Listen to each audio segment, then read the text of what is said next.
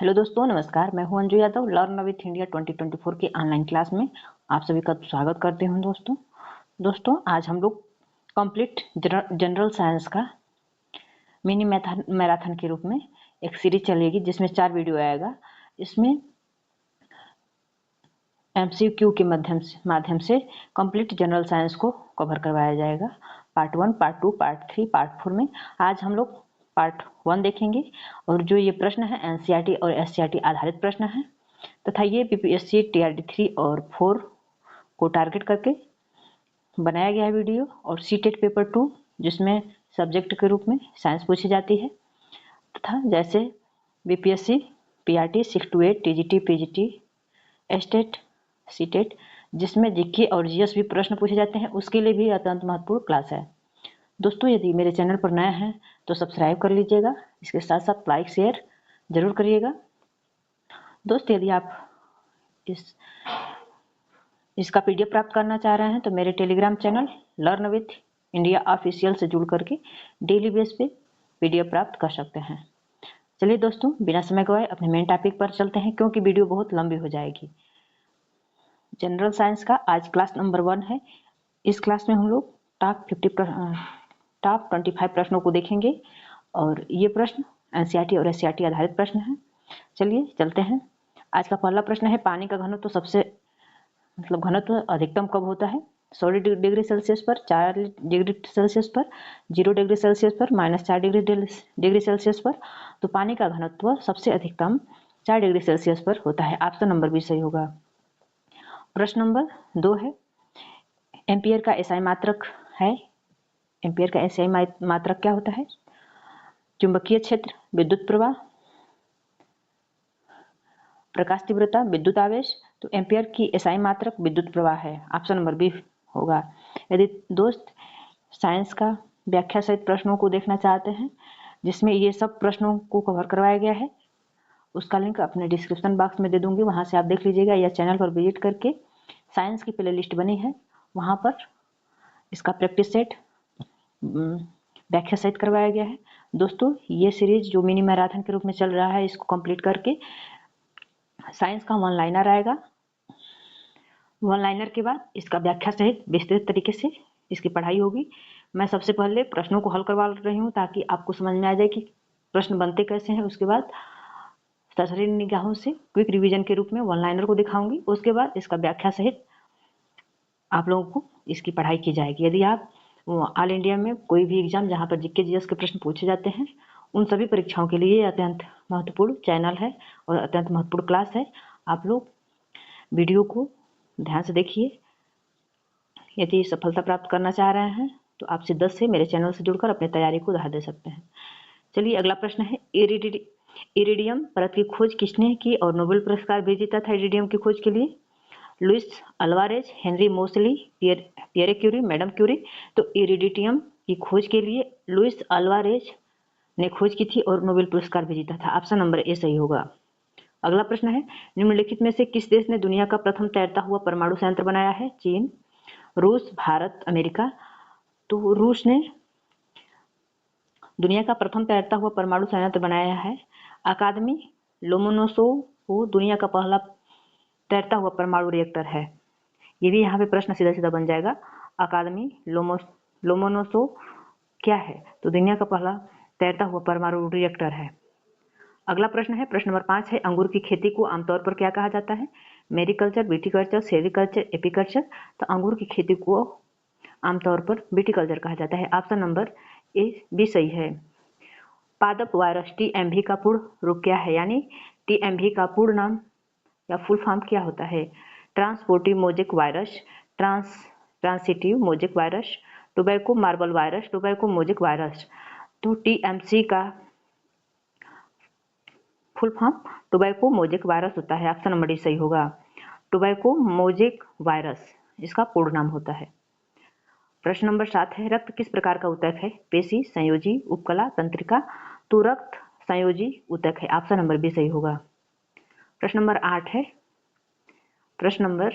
8 है धूम यानी स्मॉग में मौजूद आंख में जलन पैदा करने वाला एक शक्तिशाली द्रव्य होता है, उसका क्या नाम है? Nitric oxide, sulphur dioxide, paraxin, acetyl nitrate, carbon dioxide. तो उस शक्तिशाली द्रव्य का नाम सल्फर डाइऑक्साइड है। ऑप्शन नंबर बी सही होगा। प्रश्न नंबर 9 है, गोबर गैस मुख्यतः होता है ethylene, acetylene, methane, carbon monoxide. तो गोबर गैस में मुख्यतः मीथेन होता है। ऑप्शन नंबर सी सही होगा। प्रश्न नंबर 10 है, प्राकृतिक रबर किसका बहुलक है? एसिटिलीन का, विनाइल क्लोराइड का, एसिटिलीन का, आइसोप्रीन का। तो प्राकृतिक रबर आइसोप्रीन का बहुलक है। ऑप्शन नंबर डी होगा। दोस्तों, ये जो वीडियो है अत्यंत महत्वपूर्ण है। ये जो प्रश्न लिया गया है ये पिछली परीक्षाओं में पूछा गया ही प्रश्न है। वर्षा की बूंदें गोलाकार होती हैं। जो वर्षा की बूंदें होती हैं वो गोलाकार होती हैं। किस कारण होती हैं? सतही तनाव के कारण होती हैं, वर्षा जल की श्यानता के कारण होता है, वायु के वातावरणीय घर्षण के कारण होता है, उपयुक्त में से सभी। तो वर्षा की बूंदें गोलाकार होती हैं सतही तनाव के कारण। ऑप्शन नंबर ए सही होगा। प्रश्न नंबर 12 है, धान की फसल के जैव उर्वरक के रूप में एक किसका प्रयोग किया जाता है? नील हरी शैवाल का, राइजोबियम का, क्लोटेला का, एजेक्टोबैक्टर का।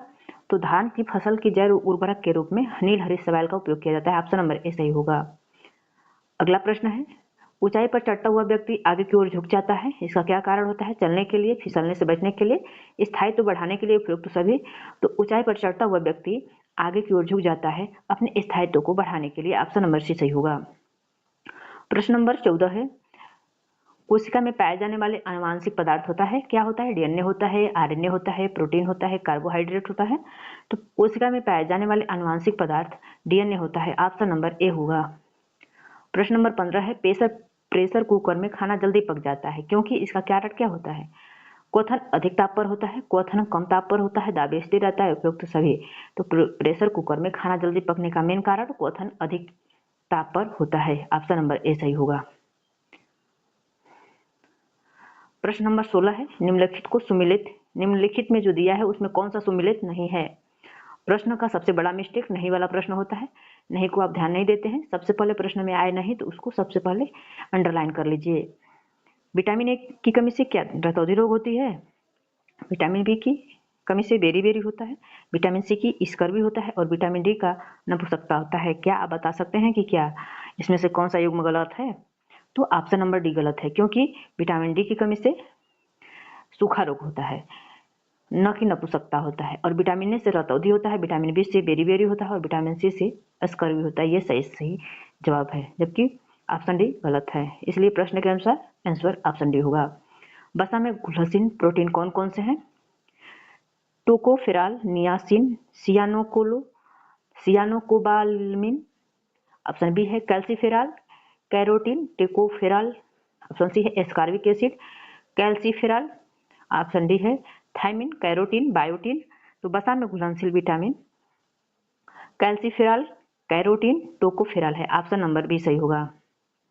प्रश्न नंबर 18 है, रेशम का उत्पादन किससे होता है? रेशम कीट के अंडे से होता है, रेशम कीट के प्यूपा से होता है, रेशम कीट के लार्वा से होता है, या स्वयं कीट से होता है? तो रेशम का उत्पादन रेशम कीट के लार्वा से होता है। ऑप्शन नंबर सी सही होगा। प्रश्न नंबर 19 से हाइड्रोजन बम आधारित है। जो हाइड्रोजन बम बनाया जाता है किस पर आधारित है? नाभिकीय संलयन पर, नाभिकीय विखंडन पर, रेडियो एक्टिव विघटन पर, उपयुक्त सभी। तो जो हाइड्रोजन बम है वो नाभिकीय संलयन पर आधारित है। प्रश्न नंबर 19 का ऑप्शन नंबर ए सही होगा। प्रश्न नंबर 20 है, पौधों और जंतुओं के बीच की योजक कड़ी के रूप में जाना जाता है। प्रश्न दिया है, पौधों और जंतुओं के बीच की योजक कड़ी के रूप में जाना जाता है अमीबा, यूग्लिना, प्लाज्मोडियम, पैरामीशियम। तो पौधों और जंतुओं के बीच की योजक कड़ी के रूप में यूग्लिना को जाना जाता है। ऑप्शन नंबर बी सही होगा। प्रश्न नंबर 21 है, विटामिन B1 का अन्य नाम क्या है? Thiamine, haemoglobin, riboflavin, dextrose. Vitamin B1 का अन्य नाम थायमिन है। ऑप्शन नंबर ए सही होगा। प्रश्न नंबर 22 है, प्रकाश वोल्टीय सेल के प्रयोग से सौर ऊर्जा का रूपांतरण करने के लिए निम्नलिखित में से किसका उत्पादन होता है? प्रकाशीय ऊर्जा का, विद्युत ऊर्जा का, उष्मीय ऊर्जा का, यांत्रिक ऊर्जा का। तो प्रकाशीय वोल्टीय सेल के प्रयोग से सौर ऊर्जा का रूपांतरण करने के लिए विद्युत ऊर्जा का उत्पादन होता है। ऑप्शन नंबर बी सही होगा। प्रश्न नंबर 23 है, रक्तदाब नापने के यंत्र का क्या नाम है? बैरोमीटर, एक्टीमीटर, टैकोमीटर, स्फिग्नोमैनोमीटर, तो रक्त दाब नापने का यंत्र का नाम स्फिग्नोमैनोमीटर है। ऑप्शन नंबर डी सही होगा। प्रश्न नंबर 24 है, किस तत्व की कमी से घीघा रोग होता है? Nitrogen, calcium, iodine, phosphorus. तो आयोडीन की कमी से घीघा रोग होता है। ऑप्शन नंबर सी सही होगा। दोस्तों, आज का लास्ट प्रश्न है, निम्नलिखित में से किसकी उपस्थिति के कारण दूध में मिठास आ जाती है? जब दूध खाते हैं तो मीठा किस कारण से लगता है? माइक्रोज के कारण, लैक्टोज के कारण, या सुक्रोज के कारण, या कैरोटीन के कारण? तो दूध में मिठास का मेन कारण लैक्टोज होता है। ऑप्शन नंबर बी सही होगा। दोस्त, यदि वीडियो समझ में आए तो आप कमेंट करिएगा और इसके साथ साथ लाइक शेयर कमेंट जरूर करिएगा। यदि चैनल पर नए हैं तो सब्सक्राइब कर लीजिएगा। दोस्त, एक और आप लोगों से बात करनी है कि मैं कंटेंट को ध्यान से तैयार करती हूँ। यदि कुछ मिस्टेक रह जाए तो उसे कमेंट बॉक्स में सुझाव देने का कष्ट करें। चलिए चलते हैं, वीडियो को विराम देते हैं। जय हिंद, जय भारत।